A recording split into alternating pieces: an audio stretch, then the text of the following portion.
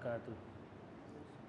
إن الحمد لله نحمده ونستعينه ونستغفره ونؤمن به ونتوكل عليه ونعوذ بالله من شرور أنفسنا ومن سيئات أعمالنا. من يهده الله فلا مضل له ومن يضلله فلا هادي له. ونشهد أن لا إله إلا الله وحده لا شريك له ونشهد أن محمدًا عبده ورسوله. أما بعد فإن خير الحديث كتاب الله وخير الهدي هدي محمد صلى الله عليه وسلم وشر الأمور محدثاتها وكل محدثة بدعة وكل بدعة ضلالة وكل ضلالة في النار.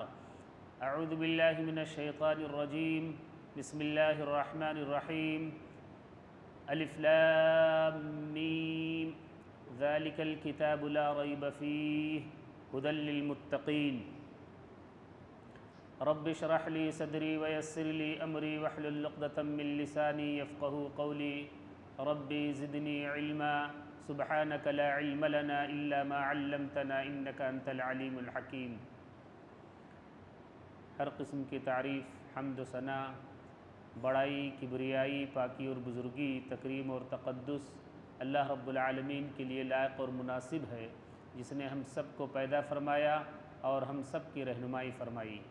اللہ کی حمد اور اس کی تکبیر بیان کر لینے کے بعد اللہ کے بھیجے ہوئے انبیاء و رسول، خصوصاً آخری نبی جناب محمد الرسول اللہ صلی اللہ علیہ وسلم پر بے شمار و انگنت بار درود و سلام ہو. اللہم صلی علی محمد وعلی آل محمد کما صلیت علی ابراہیم وعلی آل ابراہیم انک حمید مجید.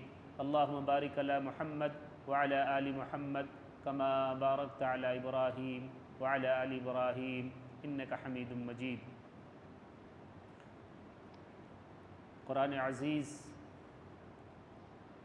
جو روئے زمین کا سب سے عظیم ترین آسمانی کتاب ہے، اللہ تعالیٰ نے اس کتاب کو اتنا مقدس، اتنا بابرکت اور اتنا باوزن بنایا ہے کہ اللہ نے اس کتاب کو انسانوں پر نازل کرنے سے پہلے اپنے دوسرے مخلوقات پر نازل کرنا چاہا. مثلاً اللہ کی ایک مخلوق پہاڑ ہے، زمین ہے، آسمان ہے. یہ اللہ کے بڑے بڑے مخلوق ہیں. اللہ نے ان کی بڑائی خود ہی بیان کیا ہے کہ اللہ نے آسمان جیسا مخلوق پیدا کر دیا. آسمان جیسا عظیم مخلوق اللہ نے بنایا.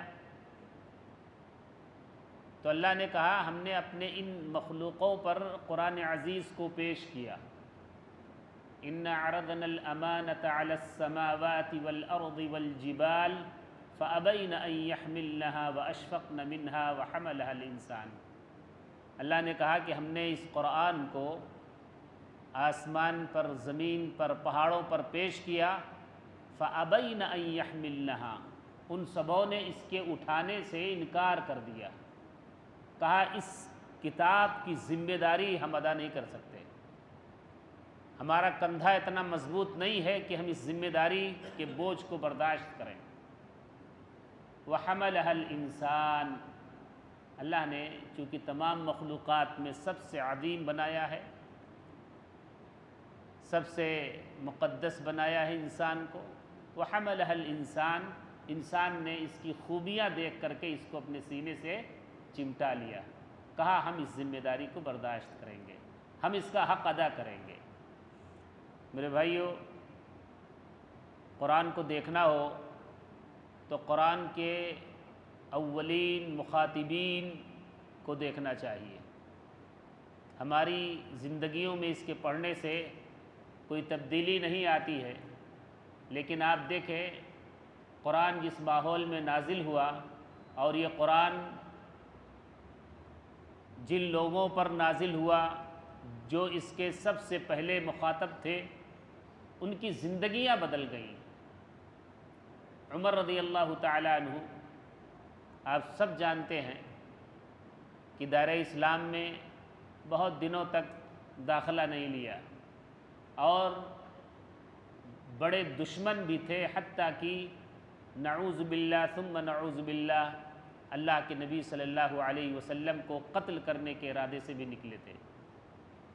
لیکن جب یہ قرآن ان کی زندگی میں داخل ہوا تو ان کے قلب کو، ان کے ایمان کو اتنا مستحکم بنا دیا کہ وہ چٹان کی طرح کھڑے ہو گئے۔ حضرت ابوبکر رضی اللہ تعالیٰ عنہ، کوئی ایسی نیکی نہیں تھی جس کو وہ نہ کرتے، تو یہ اولین مخاطبین ہیں۔ خلفائے راشدین کی پوری زندگی آپ اٹھا کر کے دیکھیں، عشرہ مبشرہ کو اپنی نگاہوں کے سامنے رکھیں، طلحہ، زبیر، یہ ایسی عظیم شخصیتیں ہیں کہ جب ان پر ہماری نگاہ پڑتی ہے تو محسوس ہوتا ہے کہ یقیناً انہوں نے طالب علمی کا حق ادا کیا ہے، قرآن کو انہوں نے اپنی زندگی میں داخل کیا تھا۔ مسلمان اگر قرآن کا ہو کر کے زندگی گزارے، قرآن کے ساتھ انصاف کرے، تو کوئی وجہ نہیں ہے کہ اس کی زندگی میں کسی طرح کا کوئی الجھن ہو، کسی طرح کی کوئی پریشانی ہو۔ قرآن کا طالب علم اپنے آپ کو اللہ کے حوالے کر دیتا ہے۔ بڑی بڑی آزمائشیں آتی ہیں، مسکراتے ہوئے ان آزمائشوں سے گزر جاتا ہے، کبھی ہائے وائے نہیں کرتا ہے، بلکہ ہر آزمائش میں صبر کرتا ہے، اور یہ حوصلہ اور یہ ہمت صرف اس قرآن کے پڑھنے کی وجہ سے اللہ تعالیٰ دیتا ہے۔ آپ دیکھیں، سورہ فاتحہ کی تلاوت ہم نے کی، کتنی عظیم سورت تھی۔ سورہ فاتحہ میں ہم نے کہا تھا کہ صراط الذین انعمت علیہم غیر المغضوب علیہم ولا الضالین، یہ اس کا جواب ہے۔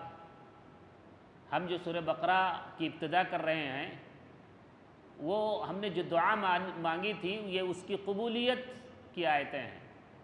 الف لام میم، آپ جانتے ہیں کہ حروف مقطعات ہیں۔ ان کو حروف مقطعات کیوں کہتے ہیں؟ اس لیے کہ ان کو الگ الگ پڑھا جاتا ہے۔ الف لام میم، اور حروف مقطعات کو اللہ تعالیٰ نے قرآن میں کیوں لکھا؟ اس کی سب سے بڑی وجہ، بہت سارے وجوہات ہیں، سب سے بڑی وجہ جو مفسرین علماء نے لکھا ہے کہ چونکہ عرب اپنے آپ کو عربی کہتے تھے، اور عربی نہ جاننے والوں کو عجمی کہتے تھے، گونگا، یہ لوگ نہیں بول پاتے ہیں۔ اللہ نے حروف مقطعات کو لکھ کر کے انہیں مبہوت کر دیا۔ وہ اپنے آپ کو عربی داں سمجھتے تھے، اب وہ سوچنے پر مجبور ہو گئے کہ الف لام میم اس کا کیا معنی ہے؟ عین سین قاف کیا معنی ہے؟ اللہ کیا کہنا چاہتا ہے؟ تو متوجہ کر دیا اللہ تعالیٰ نے، ایک سوچنے پر مجبور ہو گئے کہ اب اس کے بعد کیا کہا جائے گا۔ پھر اللہ نے کہا ذالک الکتاب لا ریب فیہ، کتاب شروع ہو رہی ہے۔ اس کتاب کی ابتدا ہی میں اللہ تعالیٰ نے اس کتاب کا تعارف کرایا اور کہا کہ دیکھو یہ کتاب ایسی ہے کہ جس میں ذرہ برابر کسی طرح کا کوئی شک اور شبہ نہیں ہے۔ اہل ایمان، مسلمان جب قرآن کو پڑھتا ہے تو پورے یقین کے ساتھ وہ پڑھتا ہے، پورے یقین کے ساتھ پڑھتا ہے، ذرہ برابر اس کی طبیعت میں کوئی شک اور شبہ نہیں ہوتا ہے۔ اور اسی سے ملتی جلتی ایک آیت اللہ تعالیٰ نے سورہ سجدہ کے اندر بیان فرمایا، الف لام میم تنزیل الکتاب لا ریب فیہ من رب العالمین، یہ کتاب رب العالمین کی جانب سے نازل کی گئی ہے۔ ذالک الکتاب لا ریب فیہ، اللہ کی جانب سے اس کو نازل کیا گیا ہے، اور اس کتاب میں ذرہ برابر کوئی شک نہیں ہے۔ یہ ہمارے ایمان سے جڑا ہوا ہے، ہمارا ایمان یہ ہے کہ اس میں ذرہ برابر شک نہیں ہے۔ ہم نے پڑھا کہ لا ریب فیہ، تو یہ لا ریب ہے، ذرہ برابر اس میں کوئی شک اور شبہ نہیں ہے۔ اب جتنی باتیں ہم پڑھیں گے وہ سب من جانب اللہ، چاہے اس میں مکھی کی مثال ہو، چاہے مچھر کی مثال ہو، چاہے کتے کی مثال ہو، اللہ تعالیٰ کی یہ کتاب ہے، جس طرح سے چاہے اس کو لکھ کر کے اپنے بندوں کو سمجھائے۔ ایک جگہ اللہ تعالیٰ نے قرآن میں کتے کی مثال دیتے ہوئے کہا ان تحملہ یلہث او تترکہ یلہث۔ کتے کی مثال یہ ہے کہ اس کے اوپر بوجھ لاد دو تب بھی وہ زبان نکال کے ہانپتا ہے، اور اسے آزاد کر دو تب بھی وہ ہانپتا ہے۔ تو اس طرح کی اللہ تعالیٰ نے قرآن میں بے شمار مثالیں دی ہیں۔ گدھے کی مثال دی، کہا ان انکر الاصوات لصوت الحمیر، بہت بلند گفتگو مت کرو، چیخو چلاؤ مت، اس لیے کہ چیخنا اور چلانا تو گدھے کا کام ہے۔ تو اس طرح سے پورے قرآن میں اللہ نے اپنے بندوں کے لیے جس طرح سے بھی چاہا سمجھانے کی کوشش کی ہے۔ تو یہ قرآن بہت ہی عظیم کتاب ہے۔ اس کی جب ہم تلاوت کریں، آپ دیکھیں کہ گھروں میں جب یہ قرآن ہو تو اس کتاب پر کبھی کوئی چیز رکھنی نہیں چاہیے۔ کوئی چشمہ رکھ دیا، کوئی قلم رکھ دیا، نہیں۔ بہت نیکی کی بات ہے کہ اگر کسی سے بھول سے رکھ جائے تو آپ اس کو اٹھا کر کے رکھ دیں۔ بعض لوگوں نے کہا کہ اس پر کوئی حدیث کی کتاب بھی نہیں ہونی چاہیے۔ سب سے مقدم قرآن، اگر دو کتاب رکھنی ہے قرآن اور حدیث، تو پہلے حدیث رکھی جائے گی نیچے اور اس کے اوپر قرآن رکھا جائے گا۔ قرآن کی عظمت ہمارے دل میں ہونا چاہیے۔ اور بعض لوگوں نے اس کا احترام کیسے کیا ہے؟ اس کو چوما ہے، اور یہ کبھی ہاتھ سے چھوٹ کر کے گر جائے یہ کتاب تو نہ سمجھ لوگ جن کو علم کی گہرائی نہیں ہے یا جو اللہ تعالیٰ کی باتوں کو نہیں جانتے ہیں، وہ کہتے ہیں صدقہ کرو۔ یہ ساری چیزیں ہیں اللہ کے نبی صلی اللہ علیہ وسلم کی تعلیم اور تربیت میں داخل نہیں تھی۔ موسیٰ علیہ السلام کو اللہ تعالیٰ نے کتاب دیا تھا طور پہاڑ پر، اور جب پلٹ کر کے آئے اور اپنی قوم کو دیکھا کہ وہ لوگ پوجا کرنے لگے ہیں تو غصے میں آ کر کے اس تختی کو پٹک دیا تھا، ٹوٹ گئی تھی۔ کون سا صدقہ کیا تھا؟ ہمارے ہاتھ سے یہ چھوٹ کر کے گر گئی، ہمارے دل کے اندر اس کا احترام موجود ہے۔ ہم سے غلطی ہو گئی، انسان سے غلطی ہوتی ہے، غلطی سے اگر یہ چھوٹ کے گر گئی ہمارا کوئی مواخذہ نہیں ہے۔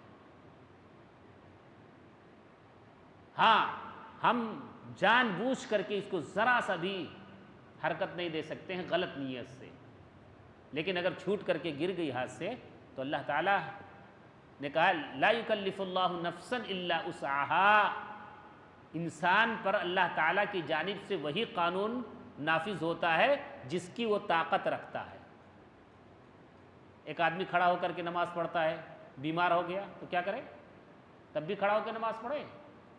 بیٹھ کر کے پڑھے۔ بیٹھنے کی صلاحیت نہیں تو لیٹ کے پڑھے۔ طاقت ختم ہوئی تو حکم ختم ہو گیا۔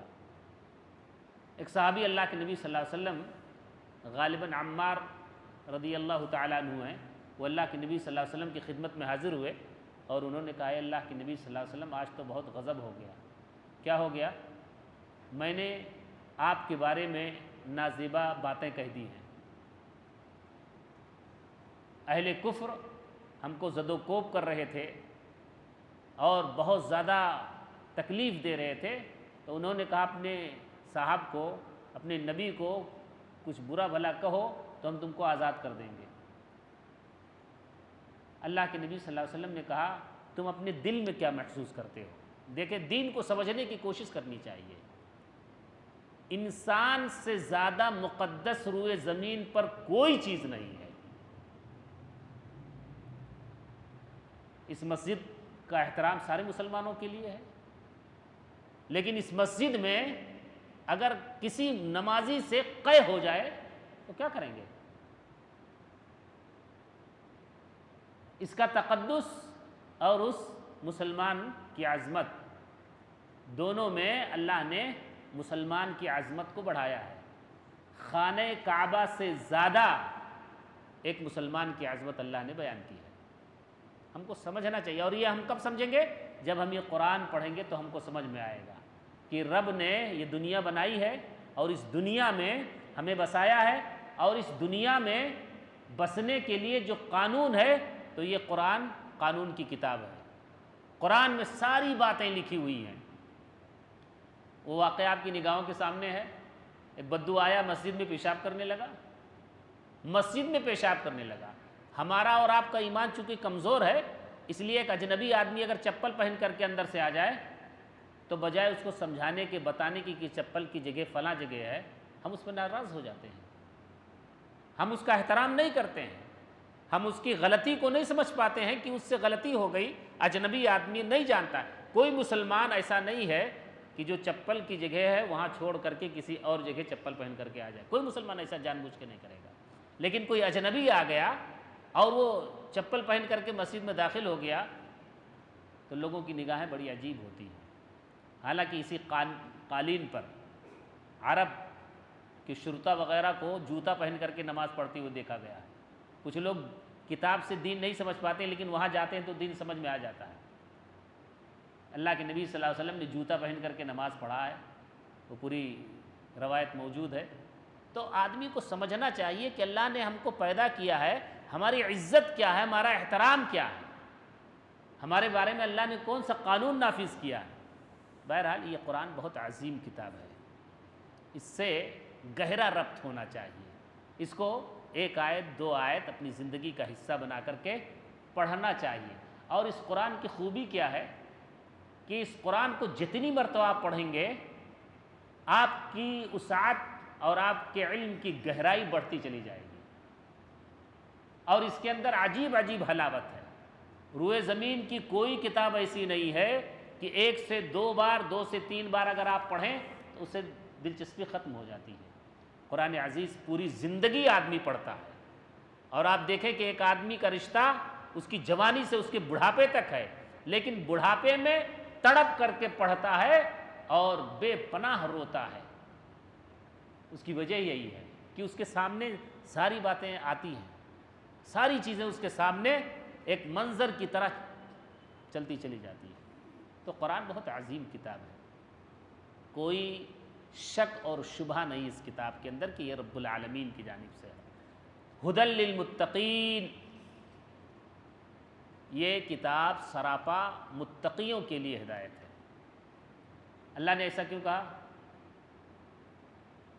دل کے اندر جس مسلمان کے اخلاص ہے، جذبہ ہے کہ وہ اپنے رب کی باتوں کو سنے اور اس کے اوپر عمل کرے، ایسے لوگوں کے لیے قرآن ہے۔ ورنہ قرآن ہی کے ذریعے سے بہت سارے لوگ گمراہ ہو گئے، ان کی دلیل قرآن کی آیتیں۔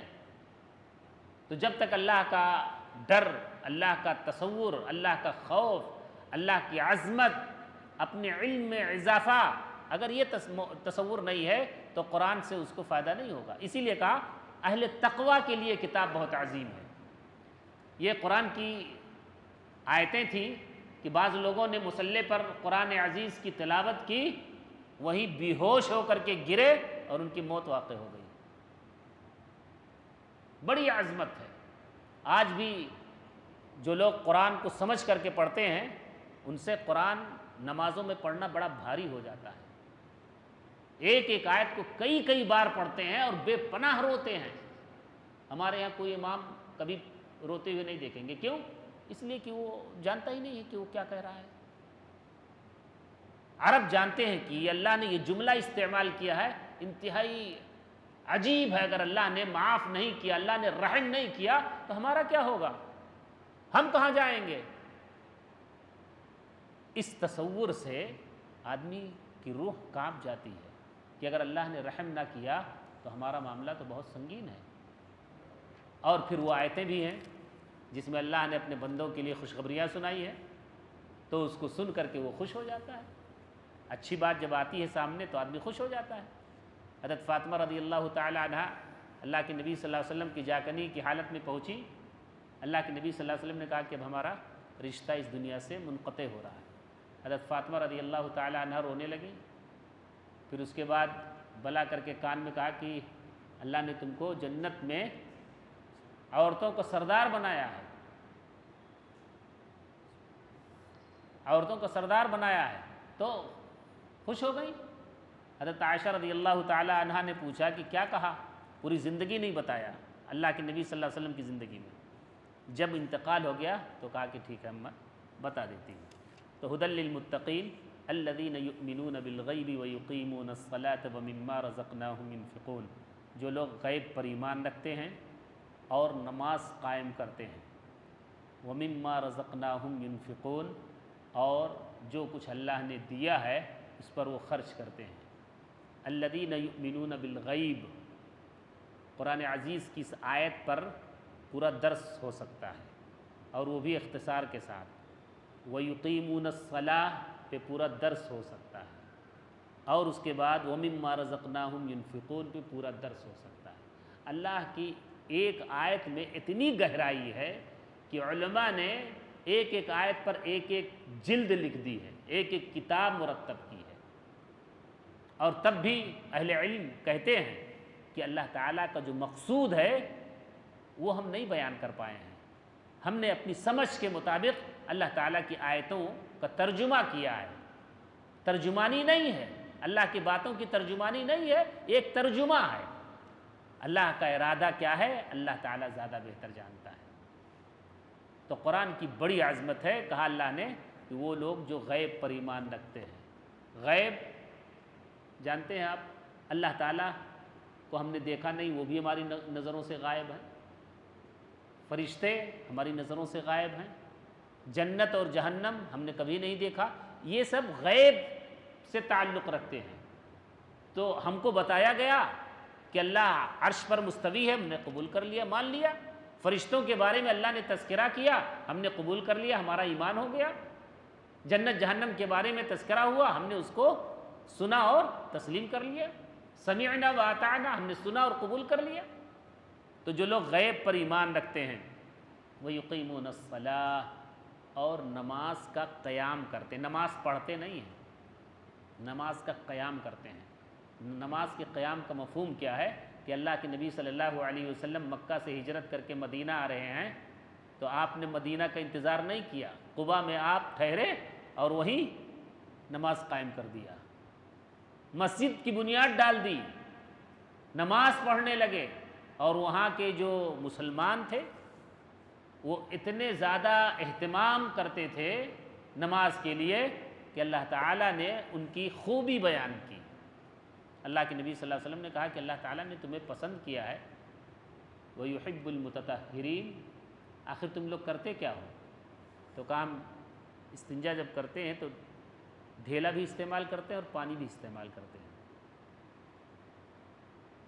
تو بڑی عظمت بیان کی ہے۔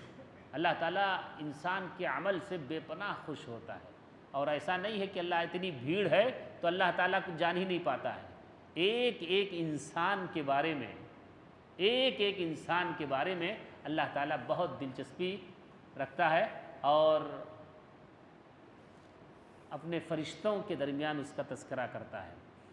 وَمِمَّا رَزَقْنَاهُمْ يُنْفِقُونَ، اور جو کچھ اللہ تعالیٰ نے دیا ہے وہ خرچ کرتے ہیں۔ اس طرح سے جو ہے قرآن کی اب کوشش یہ کریں گے آئندہ کہ تھوڑا جلدی جلدی قرآن کی آیتوں کا ترجمہ اور اس کی تفسیر ہو جائے، ورنہ اگر مفصل کریں گے تو بہت ابھی ٹائم بھی ہو گیا۔ تو یہ مقصد یہ ہے قرآن کا کہ ہم سب اپنی زندگی کے اندر اس کو داخل کر لیں۔ مقصد یہی ہے کہ آدمی اپنی زندگی کا حصہ اس کو بنا لے۔ اللہ رب العالمین سے دعا ہے کہ اللہ تعالیٰ ہم سب کے لیے اس کتاب کو بابرکت بنا دے، اس سے ہمارا رشتہ مضبوط کر دے، اور جو کچھ ہم اس کے اندر پڑھیں اللہ تعالیٰ اس پر ہم سب کو عمل کرنے کی توفیق عطا فرمائے۔ آمین۔ السلام علیکم ورحمۃ اللہ وبرکاتہ۔